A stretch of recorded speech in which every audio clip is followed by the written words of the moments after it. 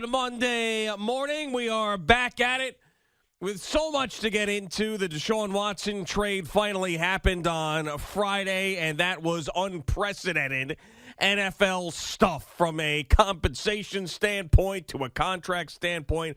It'll just blow you away. Of course, the tournament, another St. Peter's win, which was very, very cool. We've got our Sweet 16 and the Yankees on the sidelines for a couple of players that the fans wanted them to go after, and Carlos Correa and Trevor Story. Good morning, Boomer. How are you? All right. Good morning, G. Good to talk to you. I got the cold that you had last week, so I have Sabrina's cold. This thing just keeps on hanging and hanging and hanging. But I'm doing good. What is the protocol now? Because after post-COVID, so I made sure I tested multiple times. So when have I didn't feel good. I've tested multiple times as well. So I was negative, and then I decided to come to work because I had a cold. And then you gave it to me. I gave it to you, so now I feel bad that I gave it to you. Yeah. But what am I supposed to stay home with a cold now? No, and that's why I'm here today, and hopefully Jerry catches it for me. So we'll see what happens. But I'm doing good. I'm fine, and I got to tell you, you mentioned three major stories right there. You know, the other major story happens to be that today is the final day for the NHL trade deadline, and the Rangers won 2 games over this weekend that were amazing games. I don't care. Well, right now they're the hottest team in the league, one of the hottest teams in the league, and they're playing great. And the trade deadline is this afternoon. So they stole one from Carolina yesterday, 18 hours after they beat Tampa Bay down in Tampa. So they're on a roll. I just wanted to make sure that you understood that because I don't necessarily know that we'll talk a lot about that today. Yeah. Because of what happened with Deshaun Watson. When we left here on Friday, I said there's no way that he's going to Cleveland. Now, on Thursday, Deshaun Watson and his camp basically told Cleveland and Carolina, you guys are out. We're going to either Atlanta or New Orleans. And then we also heard on Friday that they pushed back Matt Ryan's $7 million roster bonus that was going to be paid tomorrow. And doing that, it seemed like that Atlanta was trying to figure out how they were going to be able to fit Deshaun Watson's initial contract from Houston within their salary cap, and in the meantime, try to trade Matt Ryan to another team and have the other team pay the $7 million roster bonus. So that's what happened when we left on Friday. Well, lo and behold, Andrew Berry, the general manager of the Cleveland Browns, said, no, wait a minute. And he called Nick Caserio of the Houston Texans and said, look, this is what we're giving you, 3 first-round picks, 2 other picks, plus we want to talk to Deshaun Watson and his agent, and we want to let him know that we are not only going to give him a new contract, we're going to give him a $74 million raise, and we're going to guarantee $230 million of that contract, which is the entire 5 years. So Deshaun Watson essentially signs an NBA contract. Yep. And when you look over the next, let's say, 5 years, and you look at the most contracted cash in sports, okay? Deshaun Watson had $230 million. Joel Embiid, $229 million. Steph Curry, $215 million. Luka Doncic, $207 million. Max Scherzer, $205, although he has an out there. Kevin Durant's only making $193 million. Patrick Mahomes, $191 million. Giannis Antetokounmpo, $168 million. Anthony Rendon, $188 million, and of course Aaron Rodgers, $186 million. So I tweeted on Friday. I said, finally, an NFL player has broken the glass ceiling that the owners have had over the players since the inception of the NFL. And I went on strike in '87 as the highest-paid player in the league. And one of the things that I was fighting for was guaranteed contracts, long-term health and benefits, and pension benefits. And because I saw a lot of the guys that were retiring around when I was just starting have nothing, and we're leaving with injuries. And here we are, some 35 years later, and of all people, to get a $230 million guaranteed contract is a guy that has 22 civil suits against him. And, this isn't a coincidence. I mean, it is stunning. It's breathtaking. I could not believe what I had just seen. It was one thing if he was going to get traded to either New Orleans or Atlanta, G, and he was going to go there with his contract and he was going to try to, redo his reputation, and he's a great football player. We all know that. But for what Cleveland did here and how they structured the contract is what is so incredibly insulting, because we all know that he is going to get suspended At some point. He has to be by the personal conduct policy. It would be a shocker if he didn't. Right. So what did Houston do? This is the other part of it. Houston told him, look, I mean, not Houston, Cleveland. Cleveland told him, if you come to us, not only will we give you a $230 million fully guaranteed contract, which, by the way, I'm happy for the NFL players. Don't get me wrong. I see that as a win for the NFL players. But not only that, we're going to pay you $46 million in the first year, 45 of which will be a signing bonus. Only $1 million then will be available for the NFL to take from you if they suspend you. And if they suspend him, let's say 10 games, that means it will be about $60,000 a game, $600,000 total out of the $230 million he will receive. Plus, he got paid fully last year for not playing. And he's got these 22 civil suits out there.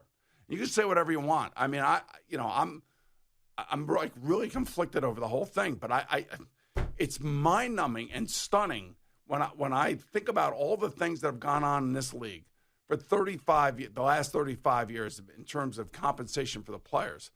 This is finally the contract now that every agent is going to want for their players. Oh, and the rest of the owners in football are not going to be happy about this. No, there are 31 owners. This changed the game. A couple of things. One, you were asking me the question, why would he go to Cleveland? Cleveland gave you the answer. We're going to give you an unprecedented contract that no one's ever had in the history of the NFL. And the other thing is, I mean, they feel confident, the Cleveland Browns. They put out statement after statement after statement that will come back to bite them if there is more information that comes out or there's a suspension or a settlement with the civil lawsuits about how much research they did on Deshaun Watson to make sure that everything was okay.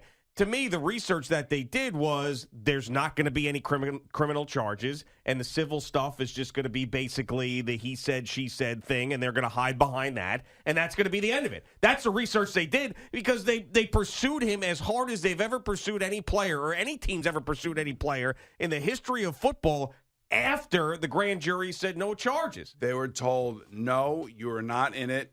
Atlanta and New Orleans is the teams we're going to. They called back and said, wait a minute, time out. I don't think you understand the lengths that we are willing to go to. Now, we're all going to have our initial reactions to all of this.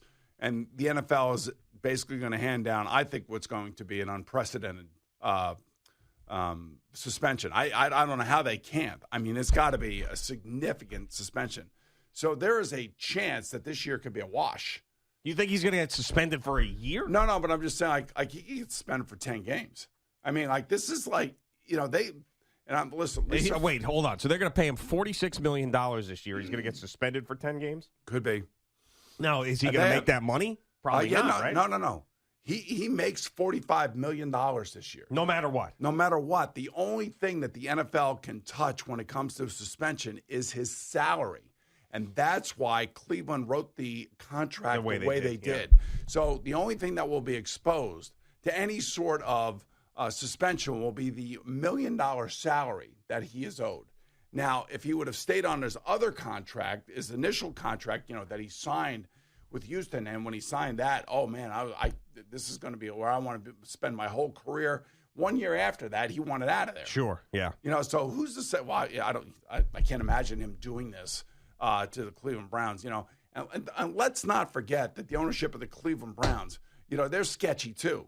They own those truck stops called Pilot Flying J. Yeah, that's right, Jimmy Haslam. Yeah. Right, and they had a number of their executives, including their CEO, basically go to jail for 150 months, for fraud. And you're going to sit here and tell me that this jackass didn't know anything about it? Sure. I mean, so I don't. He was reporting to the CEO, or the CEO was reporting to him. Yeah, right. But I just it's stunning. You seem angry about it. You said you were conflicted. You seem a little upset about it. It seems like you wanted this to happen for somebody, but the fact that it happened for Deshaun Watson is problematic. That's what it seems like to me. If he would have went to Atlanta or New Orleans and stayed on his contract, I'd be like, okay, he's going to get suspended. They're going to go pierce a bigger number than they'll be able to pierce right now. But the fact that they wrote the contract this way, and I can't wait to hear what Lisa Friel and the NFL have to say. I really can't wait to hear it. And, when you when are they going to come to a and decision? immediately, again, what you do is when something like this happens, you start going through the history of some of the things that have been written about this particular case. And Jenny Ventris on Sports Illustrated has an amazing article, and she's actually talking to somebody who's not a part of the 22 civil cases and was also not a part of the criminal charges, but she's out there. She's out there. She's like on an island. She did not want to sign with Busby, the lawyer for the 22 civil complainants, because she didn't feel like that he had her best interest at heart. Yeah, I mean that guy's got I don't know, seems a little slippery. Yeah, well, that's the other thing too, because you don't know. Again, I mean, but there's 22 women in this case. It's not like one or two. There was already a woman outside of Kevin Stefanski's house. I saw a picture of with a sign protesting. It said 22 women didn't lie. So that's already starting. That's what I kind of feel like. I kind of feel like that too. But we're all going to have this initial reaction. I mean, I was stunned on Friday. I really was. I mean, I was stunned at the way that they wrote the contract. Well, it's desperation is what it is. I mean, this is pure NFL desperation. I will say this, in speaking to my buddy Frank, who had gone up against you him finally got a hold of him. Yeah, I got a hold of him. I said, I don't want to talk about anything off the field. I just tell me again what you think about him on the field. He goes, Boomer, man, he is a game-changing player. He goes, I don't know what to tell you other than the fact that I can. He goes, from a football standpoint, there's no doubting the obvious ability on the field. There's nothing that he can't do on the football field and hasn't already done and will continue to do. I didn't get into all the other stuff with him, and he's got his own quarterback situation he's got to figure out anyway for the fifth year in a row. But I don't know. This is just it's precedent setting, it's glass ceiling breaking. It's 31 owners probably around the league just like going, what the hell did you just do? And, and then on top of all of this, remember, you got the whole Daniel Snyder situation down in Washington. And, what did the NFL do with him? Well, they said, okay, $10 million fine, and you can't run your ball club. But right, but he runs it in the shadows. Well, his wife is the CEO. Well, right, exactly. He's pulling the strings still. And that's, the NFL, I don't know. Look, they're a PR machine. I love the NFL. I love everything about the game. I love covering the game. I love being a part of the league the way that I'm a part of the league. And it just goes to show you that I was hoping that this was all going to go away. Like, in other words, either there would be some sort of global settlement or there'd be some sort of answer. And maybe there will be, 3 to 4 months from now. I don't know. But as we sit here right now, in the way that the Browns wrote this contract and what they gave up to get him and the way that they're fawning over themselves that they have him is, I don't know. It's just off-putting. It's just really like stunning. Well, I mean, this is a team and an owner. They've never won a Super Bowl. They've been the laughingstock of the league for a long time prior to the last couple of years where they were a lot more competitive. And they were desperate as all hell to make something happen. And someone, because of these bizarre and really disturbing circumstances, became available to them, and they decided to go all in. And there were other teams that were going to go to a certain point, and the Browns decided to go all in because they've been the Browns. And I think they're tired of being the Browns. And this is what they decided to do. And they said, whatever we have to deal with in the short term with this will be worth it for us. This is what they're thinking in the long term. And I'm not so sure. I'm not so sure that it's going to work out. Well, nobody knows. Look, they are rolling the dice, man. And remember last week we were talking about the amount of money that's being thrown around. The salary cap in a couple of years is going to be over $300 million.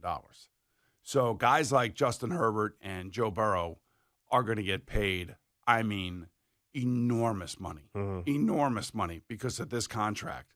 And if they have 2 good years this year, if one of those teams goes to the playoffs or if they play each other in the AFC Championship game, I can't even imagine what the contracts are going to look like, which is good, which is great, which is what, hell I was fighting for some 35 years ago. So I feel good about that part of it. And, it's great to see, Aaron Rodgers get his guaranteed money, Devontae Adams.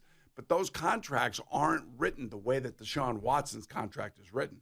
Deshaun Watson's contract is written like the Nets wrote a contract for Kyrie Irving or, Kevin Durant.